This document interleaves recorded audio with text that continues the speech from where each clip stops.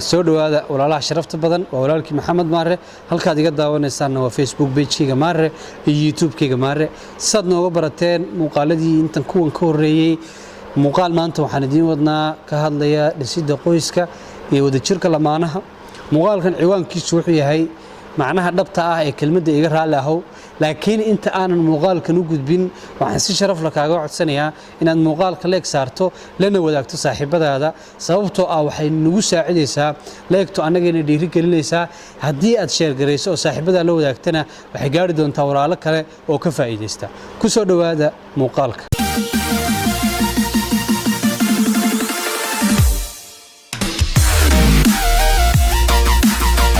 iga raali ahow runtii waa kelmad yar laakiin sababi karta inay badbaadiso qoys burburi rabay waa kelmad yar sababi karta inay badbaadiso qalbiyo badan oo inay dhaawacmaan halis ugu jiray haddii ku dhaqankeeda aad barato wax badan bay ka anfici doontaa marka aad xiriir leedahay iyo marka aad qoys leedahay laba qof oo nolosha ku midoobay oo qoys leh oo reer leh iyo kuwa xiriir leh intaba waxa khasaba in khilaaf soo kala dhexgali karo waxa khasaba in muran soo kala dhexgali karo waxa khasaba inay isyara jiiri karaan oo maaragtay ay wax yar isku khilaafi karaan laakiin haddaad barato macnaha raali gelinta iyo macnaha ay leedahay iga raali ahow runtii waxaan kuu hubaa ilaa qadarka eebbe mooyaane inaan qoysna kaa burburi doonin inaan qofna kaa tegi doonin iga raali ahow way ka saamayn badan tahay kelmad kasta oo jacayl ah marka laga reebo kelmadda waan ku jecelahay way ka saamayn badan tahay haddii lamaanahaaga khilaaf soo kala dhex galo idinka oo khatar ugu jira in qoyskiinaasi burburo in qalbiyadiinaasi dhaawacmaan in murugo iyo oohin iyo rafaad badan uu idinla soo darso haddii uu ilaahay kugu sugo inaad lamaanahaaga aad ku tiraahdo iga raali ahow waxaa dhici karta hubaalna ah horena u dhacday in badanna dhici doonta in uu isbedelo labadiinna dhinacba go'aanadii aad rabteen inaad qaadataan dabcan khilaafku wuu iman karaa oo maaragtay qoysku maaragtay waxa weeyaan gurigu wuxuu ku dhisan yahay wadajirka iyo raali ahaanshaha labada qof oo qoyskaa wada leh hadday ubad jiro iyo haddaanu jirin hadday xiriir leeyihiin iyo hadday reer leeyihiin intaba sidaa daraaddeed waxaan aad kuugu boorinayaa in aad barato ku dhaqanka kelmadda iga raali ahow dadka qaar waxay dhahaan haddii layga khaldan yahay xataa iga raali ahow ma dhihi karaa haa waa dhihi kartaa sababtoo ah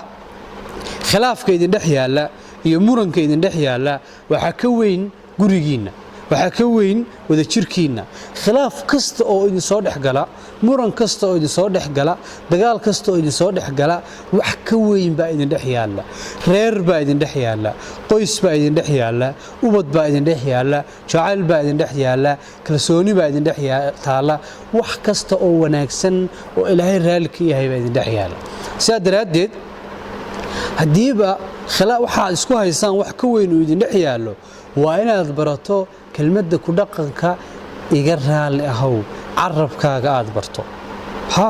sababtoo gurigaaga kuu badbaadaya waxaa kuu badbaadaya ubadkaaga oo aabbihii inuu ka tago ama hooyadii inay ka tagto ayaa maaragtay si wada jiro inuu ubadkaas u koro ayaa kuu badbaadaysa oo maaragtay aad maaragtay aad suurtagal kuu noqonaya waxaa kuu badbaadaya in qalbigaagu aanu dhaawacmin oo aadan ka murugoon inaad beri qoys iyo guri lahaan jirtay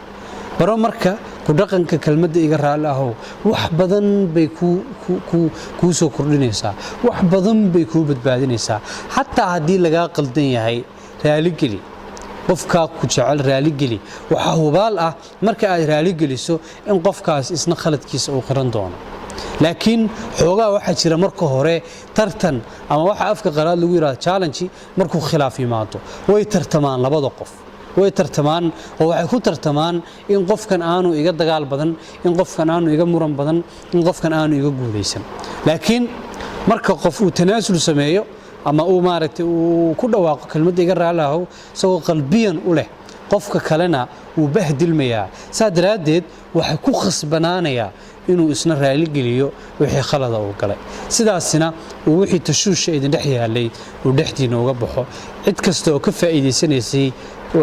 kala tagiina uu shaydaanku kow ka yahayna uu ilaahay duleeyo subxaanahu wa tacaala sheeko yar baan ku soo gabagabayn doonaa muuqaalkayga waa wiil iyo aabihii sheeko dhex martay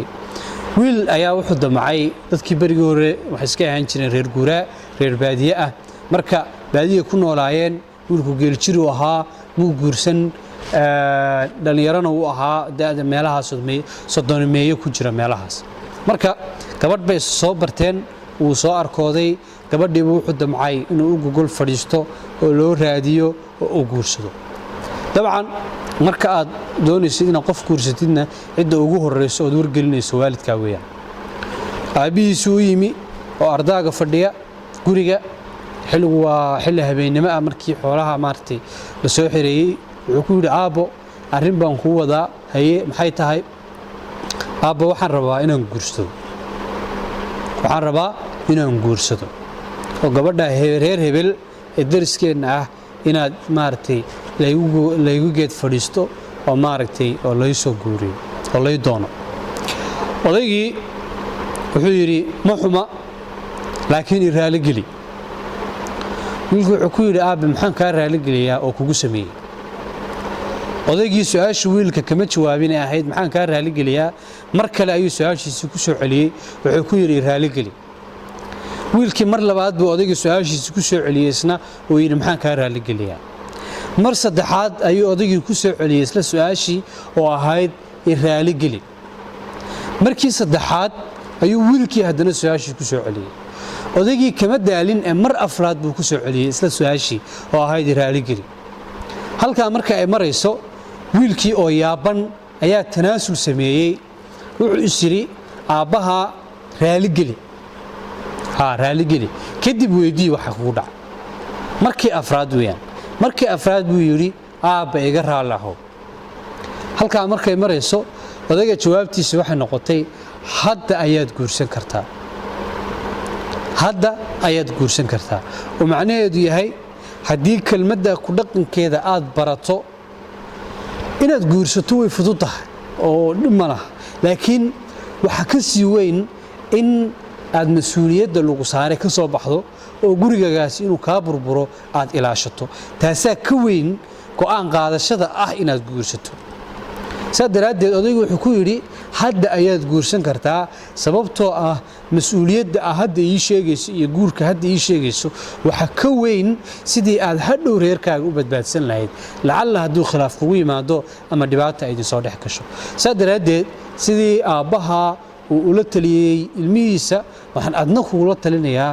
in aad barato kelmadda ku dhaqanka iga raalli ahow oo wax badan kuu badbaadin doonta waa mahadsantihiin walaalaha sharafta badan muuqaalka maanta intaasaan kusoo koobi doonaa waa walaalkii maxamed maare asalaamu calaykum waraxmatullaahi wabarakaatu